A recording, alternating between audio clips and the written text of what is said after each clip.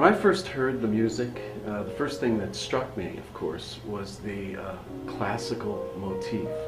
That always gets deep into your soul. But then to have your words to accompany that music, that was very powerful. I especially like the ones about your mother, where you spoke about her in the present when she was here and what she had done for you as a parent. And since my mother's deceased also, the one where you spoke about her in the past tense and being happy that she's in the glory of God now also touched me. When I heard the track about the death of your mother, I was so deeply moved by that I was moved to tears. The voice in which you hear it spoken from sounds like a voice that you can resonate with. There's a very confident sound in the delivery of that particular poem.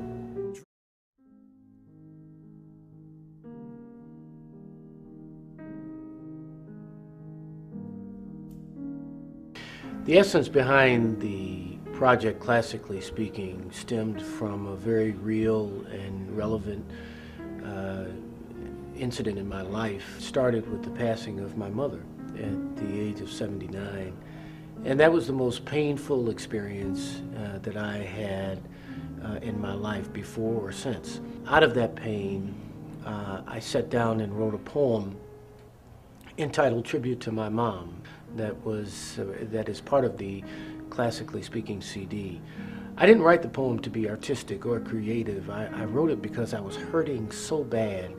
I didn't have another way to express myself. That poem was read at my mom's funeral, and from there, I just continued to write. A few months later, I wrote the poem Miss You Much, which was a follow-up to that. And once I completed that, I continued to write, just out of my spirit. And it wasn't until I had written some 100 plus poems that I got the idea to put them to a background of classical music and call it musical poetry. As I researched that hasn't been done since the early 1800s, and it is just something that comes natural for me. It's out of my soul. It's a portion of who I am.